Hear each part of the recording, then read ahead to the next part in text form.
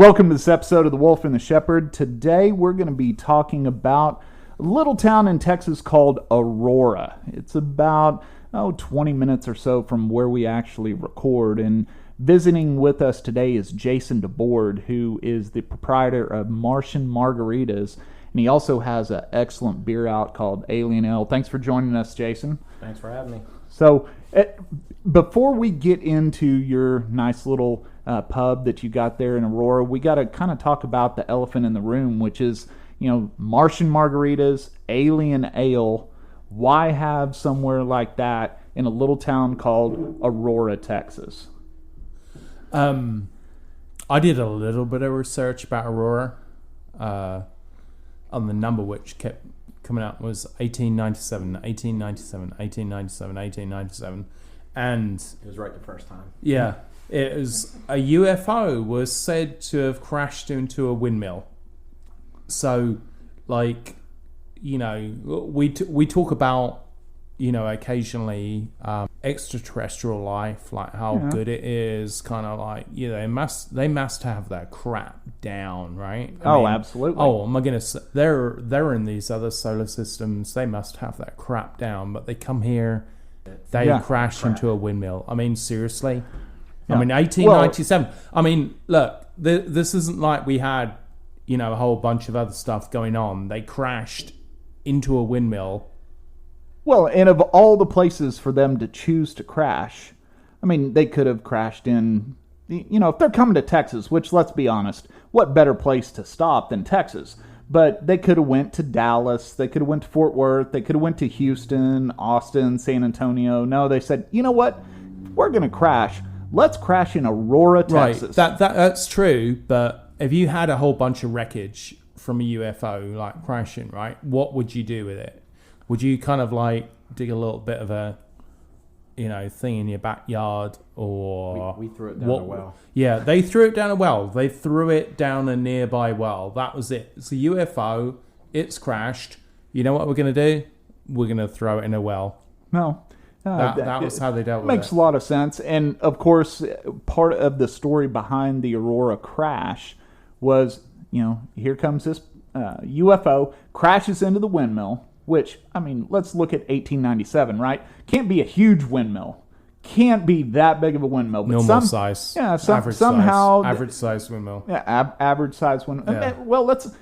it is Texas. Let's go above average size. Right, a little bit bigger than regular windmill. Yeah. Everything's bigger in Texas, right? So this alien spacecraft crashes into this windmill. Farmer decides, not only do we go ahead and throw all this stuff down a well, but we got a cemetery here in town. Right. So not a farmer, a judge. Oh, that's right. It was a judge. Yeah. So this judge decides, not only are we going to throw all this stuff down the well, right? But we're going to bury the pilot in the cemetery right here in town. Yeah, but you have actually downloaded some free games on the Xbox Game Pass. Oh, right? sure. Yeah. And there's been some stuff. You download those games and you've got to do this, you've got to do that, blah, blah, blah. But there has never been a point where the simplicity of being like, oh, a UFO has crashed. Let's throw it in a well. Right. That shouldn't be like the shouldn't end be on game. The checklist. At the end of the day, it's like, all right, let's move on. Nothing else is going to come from this. At some point, you've got to have somebody in charge who is kind of like, well, what should we do with it? And there should have been some alternate kind of suggestions, right? It's like, hey, let's send it to the federal government because this stuff is obviously not kind of normal. But, right. And then you've got the other person who's like, hey, let's just throw it down a well. Well, yeah, and if you look kind of in the history of Aurora, Texas, they were a little bit upset about the railroad passing them by. Well, they were, yeah. But I don't think in 1897 it should be let's pull the UFO card. And you talk about crashing in Dallas or other cities instead of Aurora. In 1897, it was the biggest city in Wise County. Wow. It was thriving. Oh, wow. Yeah. I think it had more people there then than now. Uh-huh. Yeah. Wow. Well, Aurora now is, as my dad would probably call it, a wide spot in the road, although it's growing. It's a growing little community, but Well, it's growing all around us. Yeah.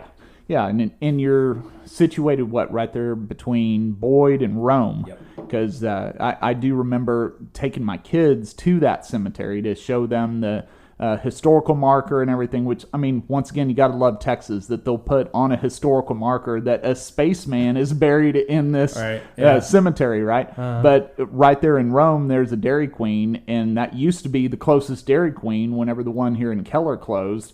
So we'd go out to Rome, and we'd go get a Blizzard, and then it's like, hey, by the way, you want to go see a grave of a spaceman? And all the kids, they thought I was kidding with them. Oh, here's a dad joke, right?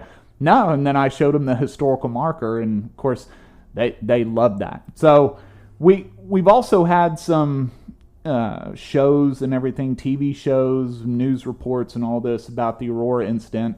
And Jason, I know a lot of what goes on now in Aurora is kind of grabbed a hold of that. They even named the guy. They named him Ned. And there's things that happen in Aurora now, as far as kind of celebrating that whole deal, whether or not there's some believe it was always a hoax, there's some believe that it actually happened.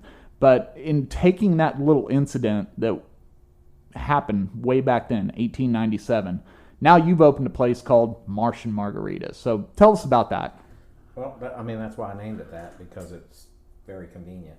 I was working in the area. I had some friends have a barbecue. They had a little barbecue trailer out there on the land, and it's right next to the city monument where they have an alien and a spaceship, and it's just down the street from the cemetery. So I have a little landscape company. It's funny how things are born, but I bought a trailer from a guy who converted it to a travel trailer for his motorcycle. So he had AC in it, he had electric in it, and it just dawned on me. It just honestly just came out of nowhere. My friends had a trailer there for their barbecue. I said, I'm gonna knock a window in my trailer and sell margaritas right next to those guys. I'm gonna call it Martian Margaritas. It just dawned on me. And then when I contacted TABC, they said no, you can't have wheels on it and be in a permanent spot. That's for special events. You have to have it's got to be attached to the land. Yeah. Okay, I ordered a building, just a little building, 20 by 10. And I told my barbecue friends, I said, hey, I ordered a building. They said, we're going to order a building. So they ordered a building. I built a 80 by 30 party patio. Our buildings are right next to each other. The party patio's in front. So it's an outdoor venue. Right. So there's no indoor seating. I mean, I have 2 seats inside to meet TABC requirements. You have to be able to sit inside. You can walk inside theirs to order. You order mine at the bar. You order their barbecue. We just finished covered stage, and we have live music every Friday and Saturday. So you can come have barbecue. You can have margaritas.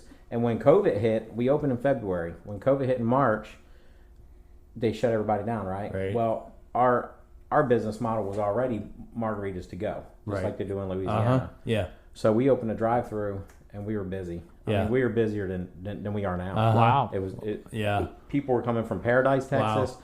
We'd always ask people where they're coming from, and I got to know everybody. Yeah. Everybody out there knew me. I knew everybody, so it helped get our name out there on social media too. So a lot of people know we're there. Right. And now we have Haley's Hot Dogs. Haley is from Haley's Comet, of course. Everything's got to be. Well, it's got to be space related. Absolutely, got to be space related. There's gonna be different food trucks coming out there. So the way and then I always wanted to have my own beer. Of course, I'm a beer guy. So I've never had a sip of beer in my entire life. Well, you're in for a treat. Good. So obviously, because of the whole alien theme, I decided to name it Alien Ale. I know I wanted it to be an ale, and ale you can brew faster, so you can get it out. I don't want to name names of the other beer companies and breweries that I was talking to, but basically, I wasn't worth a lot of people's time. Right. I just had this idea. I had this little bar. So it was just going to cost me money to make it. It was going to cost me money to distribute it. It was going to cost me money to sell it to you. And then, am I allowed to plug a radio station? Sure. Okay, so there's no rules here. Oh, okay. Yeah. So Jim Lane is a promoter for, is it 99? Oh, don't get me. Don't ask us. He's gonna be upset with me if I'm plugging him. Jim Lane. I think it's 99.5 The Wolf. It's a local country station? It's a local country station. I'm sorry if I got it wrong, but everybody knows who Jim Lane is, regardless. But he came out. We were talking about doing a remote broadcast, and I didn't have the covered stage yet. And since I'm an outdoor venue, he don't want to waste my time and money scheduling it way in advance. He shows up, it's raining, there's nobody there. So we wanted to wait. But I started talking to him about just like I am to you, and talking about my beer. Yeah. He put me in touch with the owner of Nakona Brewery. You know where Nakona is? The old Nakona Boot Factory. Right. A lot of people know about it. It's further than us. It's 287. You go through Bowie. So now it's half boot factory, half brewery. Wow. Okay. Dr. Kohlmeyer, retired scientist, mad scientist. He's got great beer. He hired some talented guys that are brewmasters. I went out there, met with him at Jim Lane's recommendation. He put us in touch, and it's been great ever since. We told Dr. Kohlmeyer my idea. He was on board. Got his brewmaster on board. We went over how we wanted to taste and different flavors. Yeah. I discovered this delicious nectar of the gods.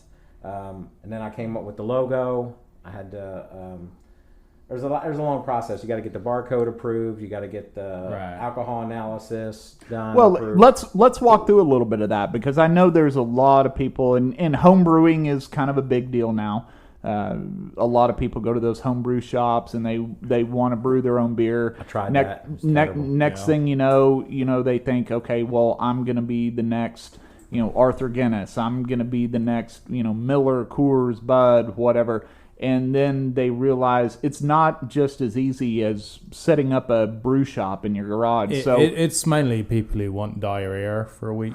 Well, until they work out the exact that's formula. how my first experience. I tried homebrew. I was terrible. I knew I needed a professional help. It's diarrhea for the first few weeks. And I've heard a lot of the horror stories behind brewing beer that it's not really all about the brewing; it's about the cleaning. That all you are is a glorified janitor. You're just constantly cleaning all of your equipment and trying to get it right. But so you got the recipe. You know that you got the taste. Now walk us through, once you figured that part out, kind of some of the struggles that you went through in getting it from that nice little vat of beer that you were tasting in those glass bottles to that can that you're holding right there in your hand. I mean, that's a legitimate beer can. Now, you got to feel proud about that. I mean, that's not something you brought in some little growler or some glass bottle. I mean, it's a legitimate beer can with the barcode and everything. So walk us through that. I'm very proud of it, and I wish I could walk you through the whole process. Well, what you can. There's probably me, certain things you can't say. Well, no, it's not that I can't say it. I'm fortunate that I had the professionals help me. It was just all my idea, all my taste buds. It was a lot of their hard work. It was a lot of my patience. Gotcha. I invested financially into it, and they took on the brunt of all that. Gotcha. Honestly. I mean, they got us through that. He walked me through as he was going through it. Told me how long it was going to take. And honestly, they cut that time drastically. I mean, they were as motivated as I was to get it out. When they first told you it's going to take how long? What'd they say? Probably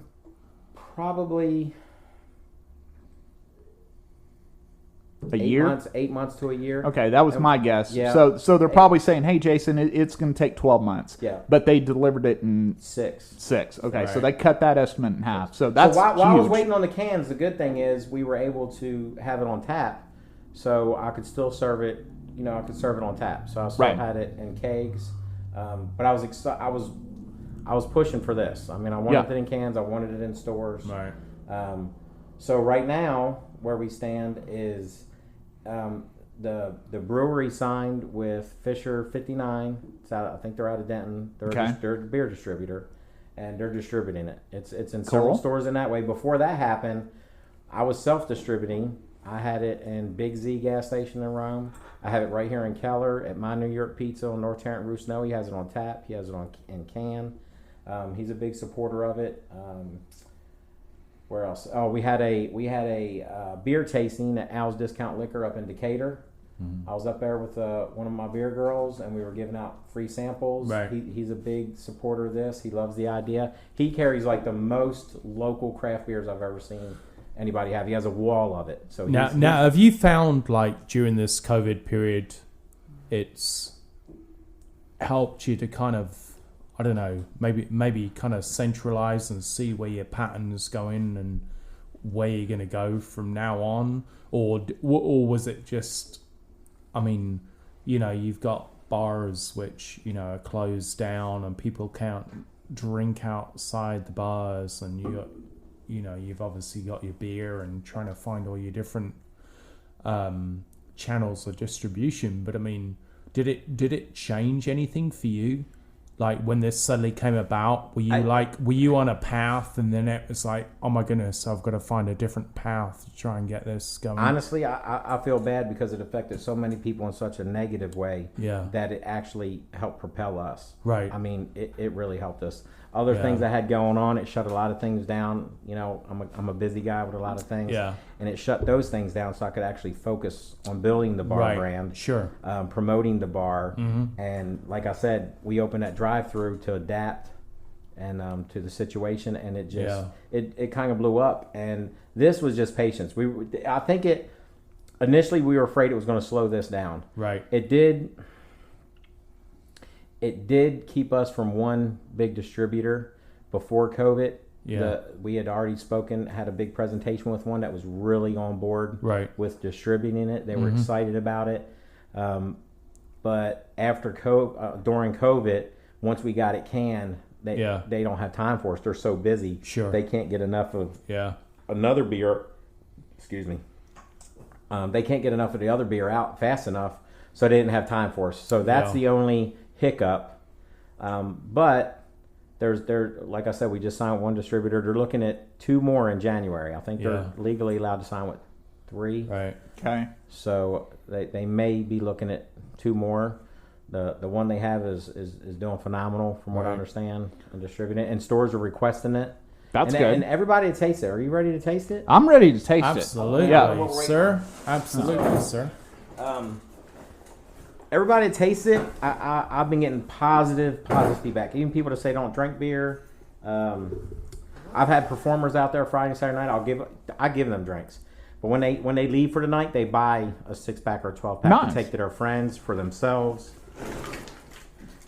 You see this nice saddle I like carrier. that.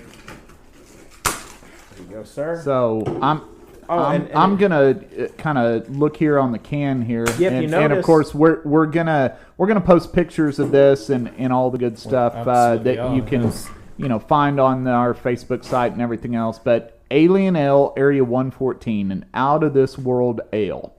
In the early morning hours of April 17th, 1897, the residents of Aurora, Texas, were awakened by a low-flying craft traveling over the town. The struggling craft crashed into the windmill of Judge Proctor's land, which the town council has named Area 114. There was little left when the residents arrived at the crash site: burning debris, a deceased alien body, and a cryptic paper. What was on that paper? The top secret recipe for what we now call Area 114 Alien Ale.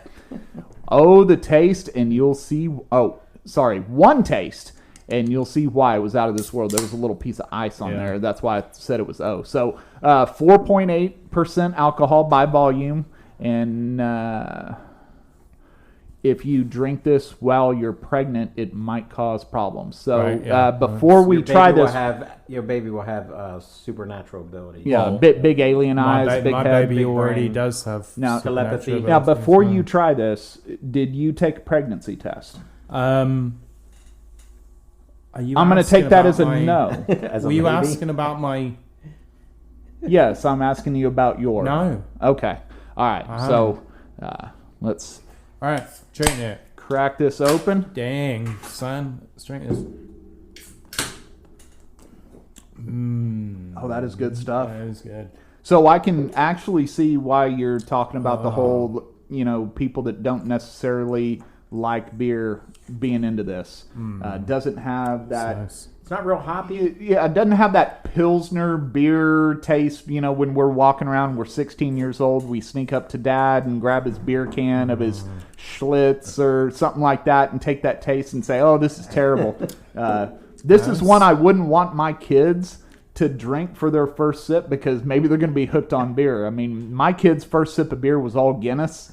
And so they all think that that's what beer tastes like. And so I did well there, although I love Guinness.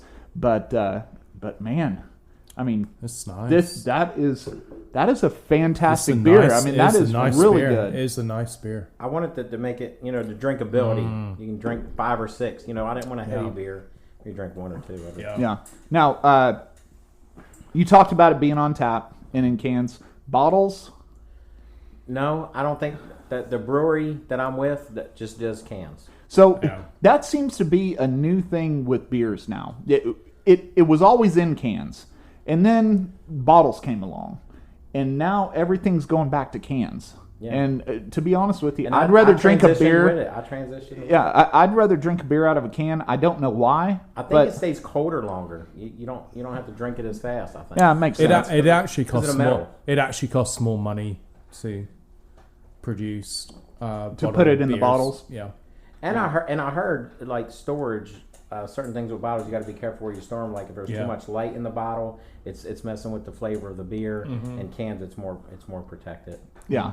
And we're actually you see how this is a label, a wrap label. They have Okay. a machine out there that does this. Oh, yeah. Yeah, I see that. But now we've ordered. So there's a can shortage. I don't know if you know this. All brewers know it, and all distributors know it. Really? There's a can shortage for beers, but they found a supplier, and we secured tens of thousands of cans. And so now we're going to print this same logo on the can. It's going to be printed directly on the can. It won't be a wrap like it is. Gotcha. So Now, do you have any distribution through stores or anything at the moment? Or you, yeah, that's what you're Fisher approaching? 59 Okay. and Denton is our distributor All right. for Nakona. Okay. So I have rights to the beer. Right. Nakona has rights to the beer. They're the ones that sign with the distributors. And so, so they're distributing it in stores now. There's ones in Nakona that are requesting it.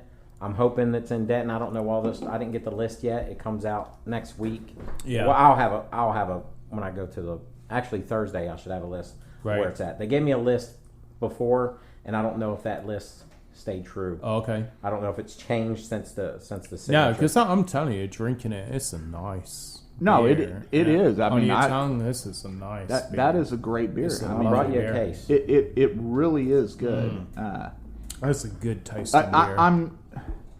That's So a I got to good be beer. honest. I honestly thought it would probably be pretty good. It'd be Yeah. just like one of those. It's a pretty Yeah. good beer, but I got to hand it to you, Jason. That's a fantastic beer. That's I mean, a it nice really ta- is that's a good nice beer. tasting beer. Thank you. really And I like the logo because I think it stands out. Yeah. And you know how novelties are. Like we bought a vodka that's shaped like a alien. I don't Okay. know what brand or whatever. It's yeah. a novelty, right? Sure. So you buy it because it matches what I'm going out there with the alien theme, right? So Right. you buy it because it's a novelty. Yeah. But you taste it, it tastes like crap, so you won't buy it again, right? Right. But you got to so this I went off the same thing. Like people see this, it stands out. You be like, oh, I'll try it. Yeah. And then you try it, and you're like, oh crap, it's actually really good. It Right. And then is. you'll buy some more. No, it is. It's Yeah. a nice tasting beer. Yeah, When it I had it on is. tap before we had it in can, when we were doing the drive-through, we were in the drive-through with the margaritas.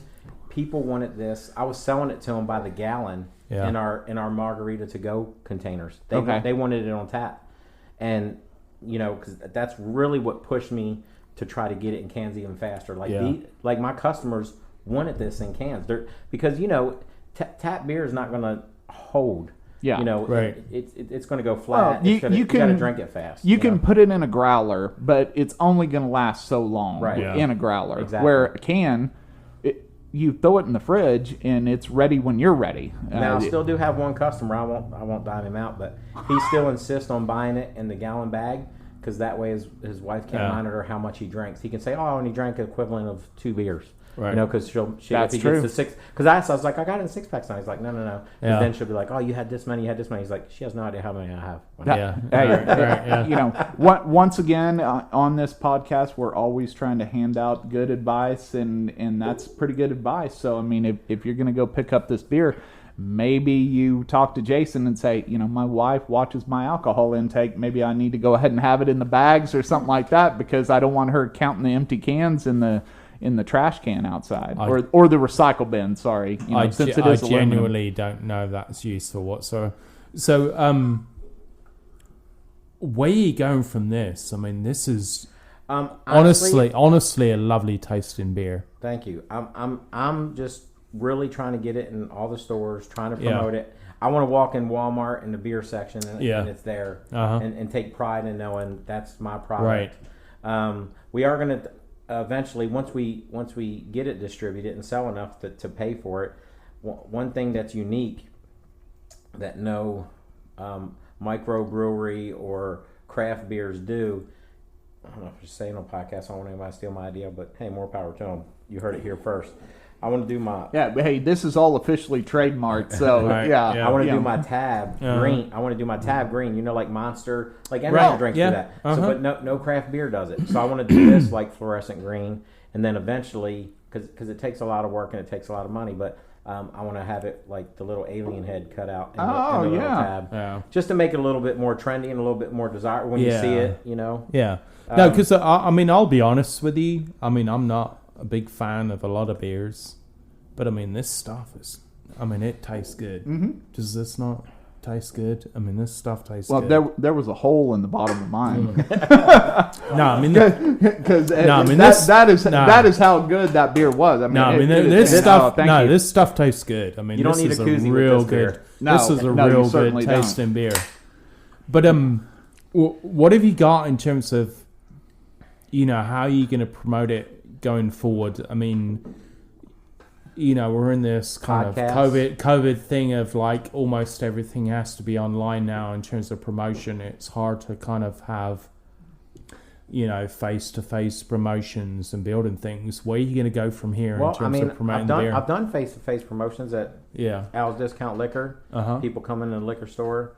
So I want to do more of that. I want to do more things like this. I'm doing it on social media. Sure. I'm actually, I've gone to bars. Like, you know, my wife didn't believe me, but I was actually there to try to make connections for well, you know, that's because her name's Lisa. Right. And if you're married to a woman named Lisa, she's not going to believe anything you say. Yeah. Right. So, but I actually made some connections with some people at some bars that work at, they're managers at other places and bars, and they're open to carrying my beer. I met the owner of Keller Tavern at my New York Pizza. Okay. And he's open to meeting with me and carrying my beer there because he changes out of tap all the time. All right. Yeah. So I'm just actually going to visit places in person, even though a lot of places, because now they're opening back up with limited capacity. If I can meet with the owners or managers, tell them about my product, leave them some samples, see what they think. What is the struggle of somebody that's got this brand new beer? I mean, you don't have the name Miller Lite, Coors Light, Bud Light behind you, right? You know, you've got this one beer. What is that big struggle of being able to take a product like this and put it in front of a bar and say, we want you to carry our beer? What's the big struggle? Time availability. Really? I mean, I'm a dad. I have other full-time jobs. Yeah. So I devote all my free time to it. You know, weekends, evenings, like now. Really, just time availability and my time availability to catch that person I need to. You can't always catch an owner. Yeah. You know? Right. And managers will be like, "Oh, I'll take your card. I'll give it to somebody you never hear." And you got to be a little persistent, but you don't be too persistent. You don't want to be pushy, and you know, they blow you off like a encyclopedia salesman. So. Just time and timing, you know. Sure. So when I'm available doesn't necessarily correspond when they're available. So and that's the thing. I mean, you know, there are a lot of beers out there. I mean, I think. And the other, I'm sorry. The other thing is, like, I wanted to like I have friends in other states and in Pennsylvania. He went to sorority. I was in the Army with him. We're both veterans. We're on Facebook. Yeah. He sees what I'm doing here. He wants to carry it there.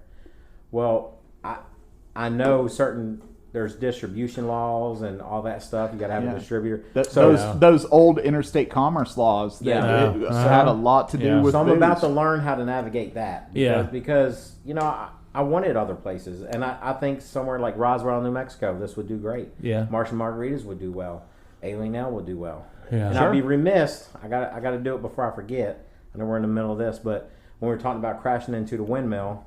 And the barbecue place next to me, that's why they're called Smoking Windmill. All right. Smoking Windmill Barbecue. That's where the alien. Okay. I actually like to do a big thing on top of them that's safe. Yeah.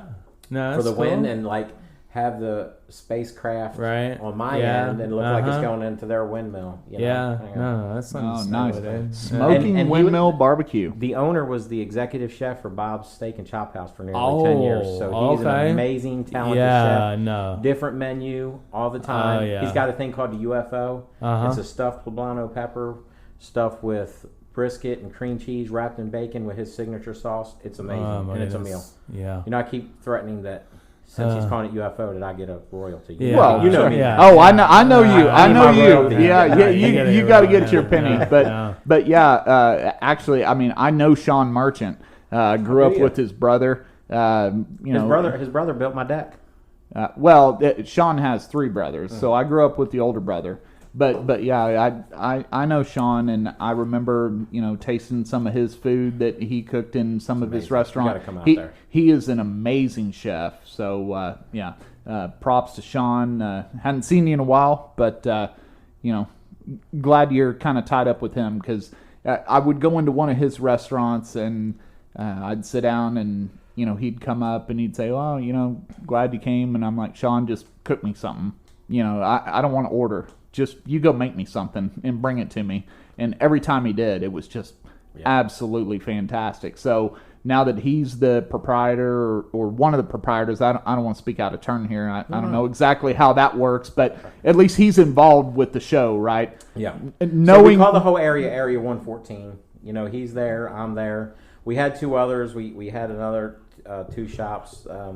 It didn't work out with them. They're moving on to bigger, better things. And then we'll see what else what happens in the future. Yeah. Now, what do you think? I mean, so my snow cone stand was Cosmic Snow. Cosmic Snow. So I had my youngest daughter working in there, and some local kids helped us. But now it's out of season, so that's why we opened Hayden's Hot Dogs. Is the snow cone stand coming back? Yeah. When? Okay. Yes, it'll be back. When summer. And it'll be bigger and better. We went through some snafus. We rushed to get it out there due to demand of virgin margaritas and stuff for the kids. We really weren't ready for. So it was good. I had a lot of positive feedback, but then I had fair, not so positive feedback, and I'm going to learn from that. That's good. I'm new to that, and I accept that, and that's what I appreciate from my customers, because they're all locals, so they live there. They want it to succeed. They're gonna be honest with me and tell me what I need to work on, and we're going to work on it, and we're going to come back bigger and better and stronger. And the good part though is that you're at least willing to listen. Oh yeah.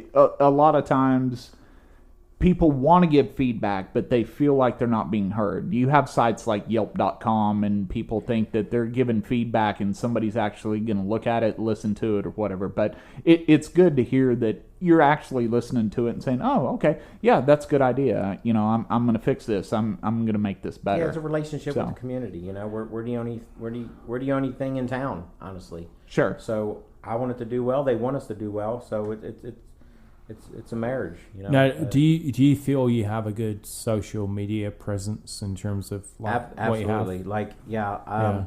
I had someone helping me with that, and now I hired a professional. Yeah. And it's going really well. And Al's Discount Liquor, that's how he reached out to me. He thought we were doing amazing. He's a very successful liquor store out in Decatur, and he's got 4 locations, and he was impressed with it. Yeah. So that's why he reached out to me. Yeah, that's that's awesome. I mean, now, and I'm grateful for the help I have with it, because now going forward, I mean, we're all in this kind of situation whereby they say that we're going to go with this second wave and everything else, but I mean, I think most of us, here in Texas, feel it's mostly BS. But do you think going forward? I mean, do you have a aggressive strategy? Kind of like to get this thing moving, or do you just want to roll with how everything's kind of going? Why I have the desire, and why I have the energy, and why I have the time, every free minute I have, I'm dedicated to this beer making it. Yeah. I want 10, 20 years from now, when I'm retired, I walk into a store, I pick up my beer. Yeah. And it's still there. Sure. This isn't a fly by night. Sure. I'm in it for the long haul. I want this to be around for. Uh-huh. I want this to be around like Bud Light, like the beers you were mentioning, Miller Lite. I want it to be around forever. Yeah. Right. Yeah, I mean, there's some craft beers we know is going to be around forever. Like Dallas Blonde, maybe that pickle beer from Martin House. Right. Yeah. Shiner Bock. Shiner Bock. That's I'm glad you mentioned that. That's the one I always talked about because I was looking at their history and how long it took them. I'm like, if it takes me 10 or 20 years to get it there, hey, that time's going to come and go. I'm going to keep pressing to get it where it's... Look, there were years that the Spetzel Brewery was there and they were brewing beer, and you would go into a bar in Texas and you could order a Shiner, which most people, when they order Shiner, they think they're getting a Shiner Bock, but you actually got a Shiner or a Shiner Light or something like that when it was down south. And then all of a sudden, you'd order a Shiner anywhere else, you got a Shiner Bock. Now Shiner has all these beers all over the place, but they've been down there for 100 years. I mean, it took them 100 years. And, the craft brew thing wasn't that big of a deal for a long time.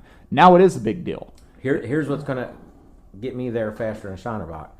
When they started, there wasn't all the social media. There wasn't podcasts. There wasn't all this, internet. There wasn't any of that. So I have all that on my side. So, True. I mean, if it takes 100 years, it takes 100 years. But I'd like to do it in 5 or 10, I don't think it's going to take you 100 years. No, not with the beer that tastes this good, because it's kind of like him and I we were talking when we started this podcast. It's about content. Your content is the taste of the beer. I mean, you can put whatever you want out on social media. You can have a great looking label. You can have a great marketing campaign. You can have all that. But if your product sucks, your product sucks, right? Agreed. So, to me, your product kind of speaks for itself in being good.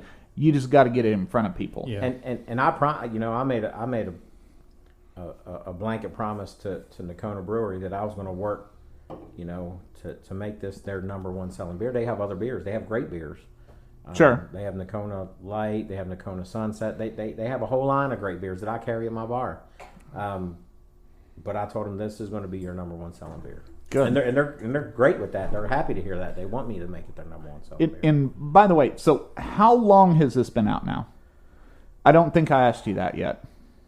Now I'm a couple beers in. I'd say 2. Well, in cans, 2 months or less. Yeah, that's what I mean, in cans. In cans. Obviously, you've had it at your place. 60 days or less. Yeah, so 60 days or less, and you're already spreading out that fast. I mean, that's an accomplishment in and of itself. Yeah. So all it's going to do is go from there, right? Now as I'm sitting here kind of drinking it, it has a very almost like avocado type vegetable. Can you mute his mic? Avocado. Yeah, I mean, what basis? What taste did you do honestly, with this beer? That is. What did you do with this in terms of taste of beer? I left it up to the brewmaster, told him just how I like beer to taste, where I want it to hit me on the palate, not too hoppy, drinkability, clear, crisp finish, hit me on the middle of the palate, and I'm guessing hops and barley. I don't know exactly his process. I didn't ask. It's nice, man. I mean, I tell you, drinking this is freaking so nice. For the record, this is probably why we declared independence from y'all, because there's no avocado taste in this at all. Thank you. Well, I'm just saying. I'm glad he's enjoying it, but that worries me. It tastes kind of vegetable wise. It's just a nice freaking taste. Well. Maybe it's the clean, crisp taste coming from the Steel Reserve. Taste. Well, there is that. Let's be honest, there is that. You kind of dirtied your palate up with the Steel Reserve. Come on. Come on. Yes, that's exactly what happened. It's like, why always questions? Why? Hey, honestly, I don't care. So many guns on me. I don't care what people think it tastes like. If you enjoy it, you enjoy it. If you say it tastes like this or that, I'm not a big fan of the taste of cilantro. If you said it tastes like cilantro, but you loved it, I'm happy for you. It's got some vegetable-y type taste to it. I kind of like that. Well, you do have a different palate than most. I do have to admit that, and you're able to pick out some taste. But you are saying you like it. I like it. Yeah. So if if that's what floats your boat, that's what floats your boat. Oh, Just like our boats got nice. floated across the ocean to escape the tyranny that your I hate motherland. vegetables. I'm a straight meat eater. Oh, and I love this absolutely. beer. Oh yeah. Yeah. Speaking tastes of like a speaking filet of loving that mignon beer, on Saturn. I'm pretty much elk. sure I'm ready for Some another elk. one. Oh, I'm sorry. Oh no, that's okay. Does he have some? I know you're off duty. You know, you're not truly tending the bar I here. thought he but, was pulling out some elk. oh, that would be nice. Yeah. So, Jason, now let's kind of look into the future, right? So, Alien Ale takes over. Would there be another beer? Yeah. I've had friends talk to me about that love it so much. Everyone's already talking about the next thing. I'm like you said, I'm trying to focus on this to my friends who never made their own beer or whatever. Like you said, it's not an easy process. I have a beer in a can. It's my beer in a can, and it wasn't an easy process. So to them, I've already made it. So they're like, "What's the next thing? You need to do a one with an American flag. You need to do a this type." Right. I'm getting lots of advice. And I'm listening to it all. Yeah. I mean, it's nothing negative, but I do want there to be a next beer. Sure. But before anyone can franchise anything, you got to make the first one a success. True. Yeah. This is off to a great start. Yeah. It's not where I need it to be yet. Right. I'm gonna Well, keep- I talk to my daughter all the time, and I always tell her, you're always looking at step 12, and you're not past step 1 yet. And I think, obviously you're much more past step 1 here, but it's so easy to kind of look forward and say, well, this is already gaining traction. Let me jump into the next thing before you've actually completed what you were trying to do with the first thing. So I truly appreciate that. But you do have some gears turning. Yeah. You've got some plans here, but right now, first and foremost is Alien Ale. We got to get that gaining traction. Yep. We Got to get get it everywhere. I'm yeah. walking Walmart and Kroger and see it on the shelf. And No, I mean it's So that's when what- the next one will come. That's when the next one will come. Right. Come out. So would you say that the final point of you realizing you made it is when you ask Lisa, go grab me my beer, and she says, oh, okay, well, I'll finally go get you a beer? Because I know how Lisa's are, right? And she's probably not going to the fridge and grabbing you a beer. You're grabbing your own beer, but when you finally say, go grab me my beer, and she actually brings you your beer, do you feel like maybe that's when you made it? No, I feel like when I make it is when I say, grab me a beer, and she brings me my beer. There you go. Yeah. Yeah. Hey, if I can get her to bring me any beer, I made it. Absolutely. Yeah. If you got it like that at your house, just tell me what I need to do. Well, once again, that's all about being married to a woman named Lisa. I feel your pain, man. I'm That's more how it successful is. having my kids go get it. So what do your kids think about Dad and their beer? I mean, that's got to be kind of cool. Oh, Kayla's so proud. She was working a drive-through. She was working a drive-through for us. Jocelyn was in the snow cone stand, but Kayla's got friends. She's had their parents come out there. She's promoted me. Had her friends come out there. They got her margaritas, got her beer. Then she'll take my beer from my house and say, so and so's dad wants to try it. Blah blah blah. I'm like, well, you stop giving my beer away. That's my personal. And she's like, no, they're gonna pay. They're gonna pay. They're gonna pay. So she takes my beer and takes it. Of course, when she comes home, they loved it. They loved it. Well, where's my money?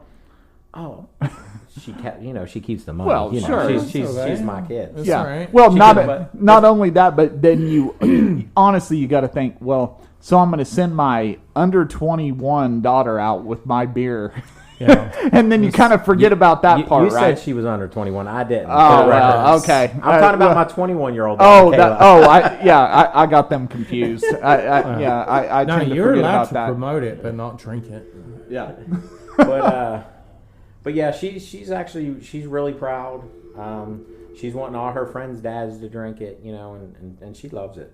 Oh, that's not cool. the taste. She doesn't drink beer, obviously, but She just loves that I created it. Just the over 21 Yeah, daughter drinks the beer, not the under 21 right, daughter. yeah, Yeah. right, yeah. We'll make sure to make that clear. Yeah. No, I mean, it's actually hard now. I mean, you go into even somewhere like Tom Thumb or Kroger, and you see just so many different beers, like new beers, on there, and it's hard to break into that market.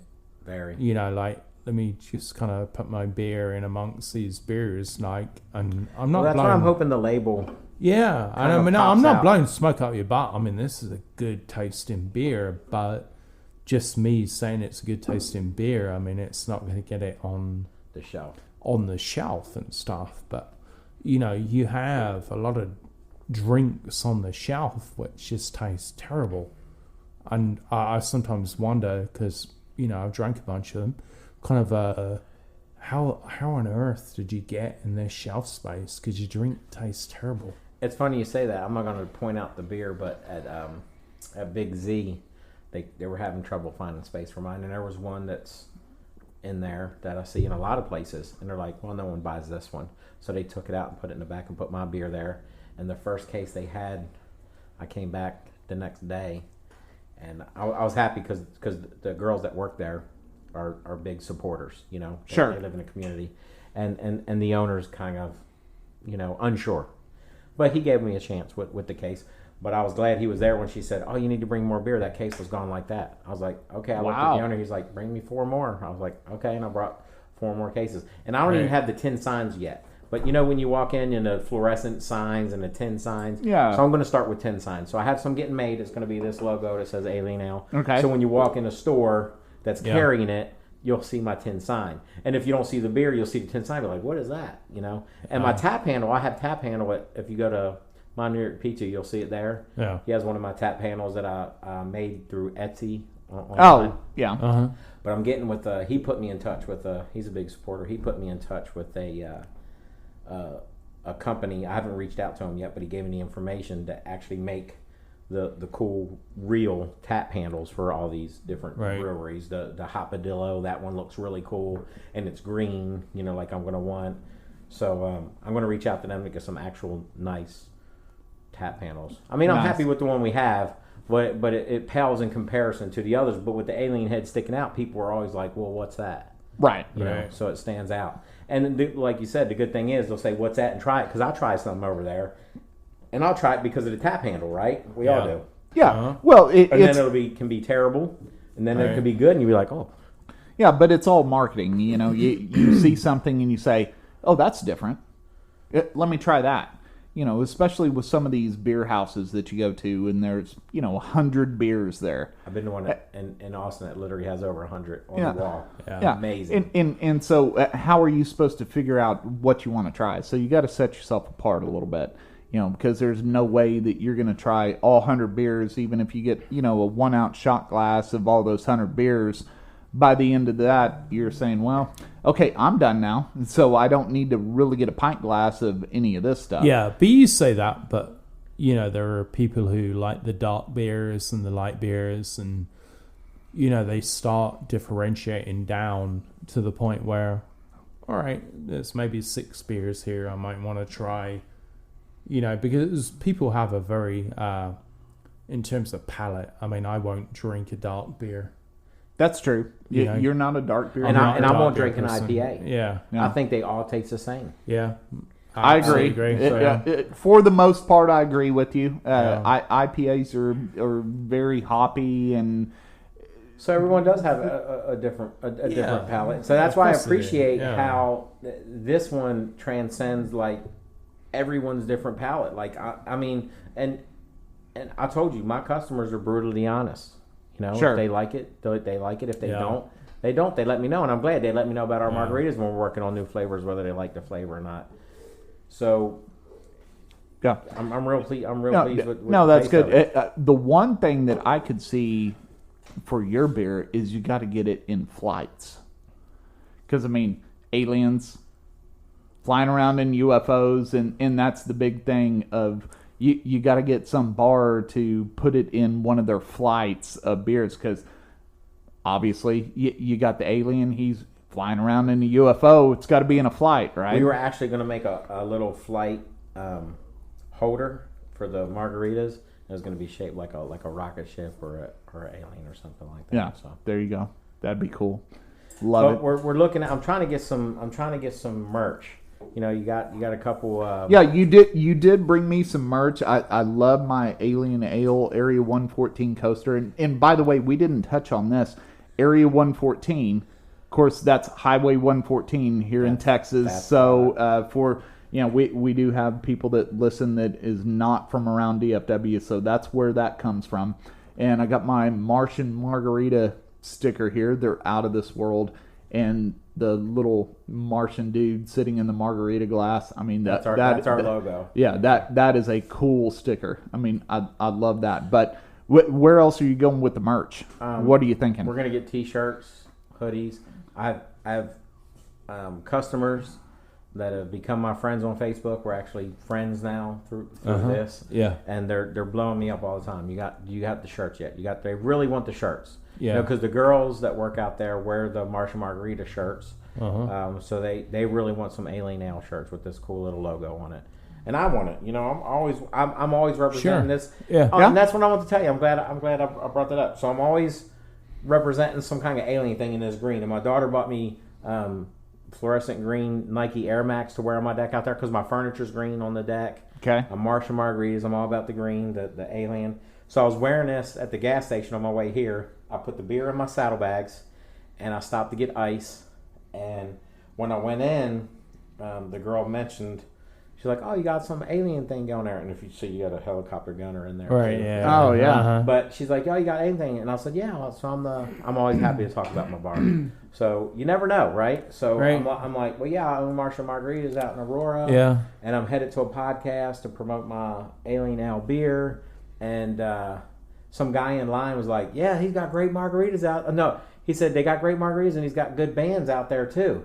And I turned and looked at the guy. I was like, "You been out there for my band?" He's like, "Yeah, every Friday and Saturday night." I was like, "Well, I appreciate it." I thought that was really cool. Right. That I'm in South Keller. Well, actually, I'm in Watauga. That's actually Watauga. So that's not even Keller. I'm in South Keller. I live in South Keller. And so I was in a Watauga gas station, and some guy in line was like, he's been all the way out in Aurora to my place and compliment me on the stuff, and other people in line are hearing about it. And I thought that was really cool. Yeah. It's not like I'm a state away, but I'm pretty far away from Aurora for somebody to be standing in line at Watauga gas station. Right. Like, "Oh, I've been there. You got great bands," and I thought. Now, what's your end game in terms of if you do have an end game? I mean, obviously, establishing the brand, and again, it's awesome tasting beer. What's your end game? I mean, what will you define as success? Honestly, I was real happy with the bar. I always wanted to, after retirement, open a bar, and I couldn't have picked a better community to do it in. And it's not your normal brick and mortar. It's an outdoor menu, but it's really what I want. It's covered. We're gonna have heaters, have misters, make it comfortable outside. Everybody loves it. Right. When COVID hit, if you look at the Wise County Messenger, I think July 8th paper, the cover of the paper is a big fireworks show. Yeah. Because no one was doing anything because of COVID. We did a big one. Right. Huge. It made the cover of the paper. Like, everybody came out to our deck to look at it. So we're involved with the community. Yeah. And then, like, a week later, they did another article, and I was on the cover of the business page in the Wise County Messenger. Right. For the release of my beer. It wasn't even cans yet. It was just pending. Okay. They're very optimistic. Yeah. So I think so it started out as the bar, and now the beer is my big thing. I love my bar, and my beer complements my bar. My bar complements my beer.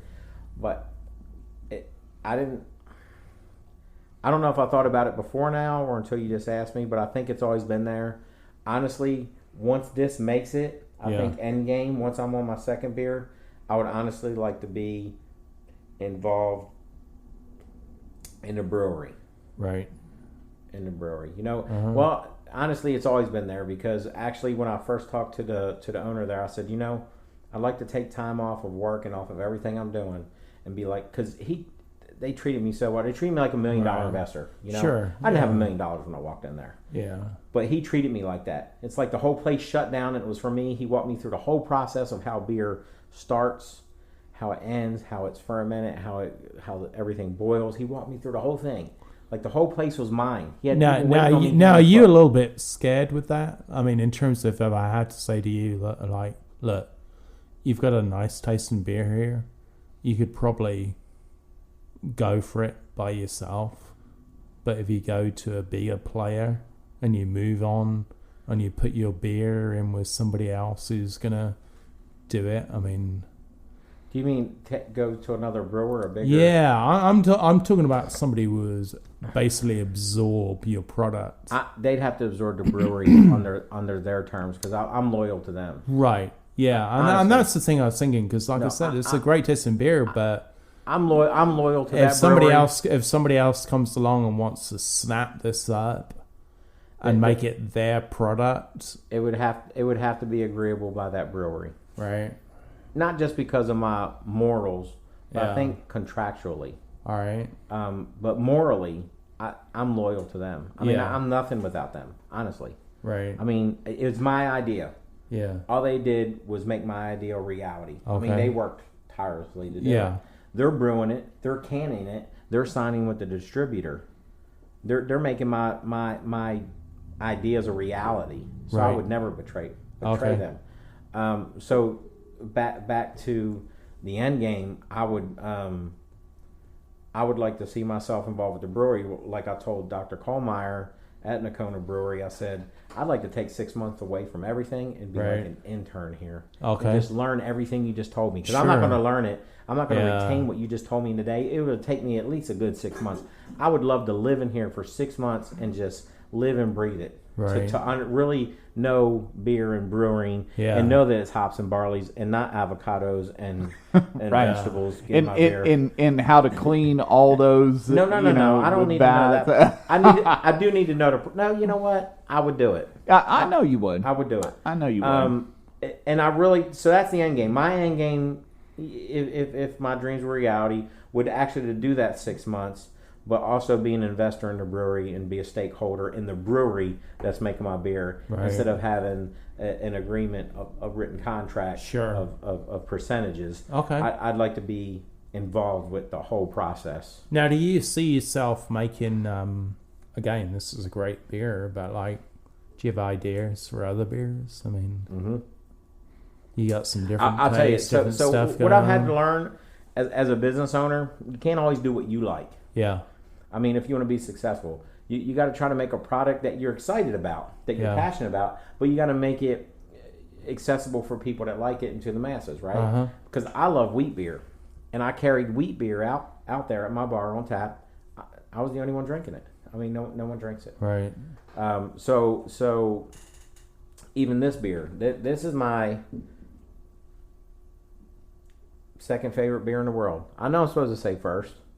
But I'm a wheat beer fan, but no one else likes wheat beer. Right.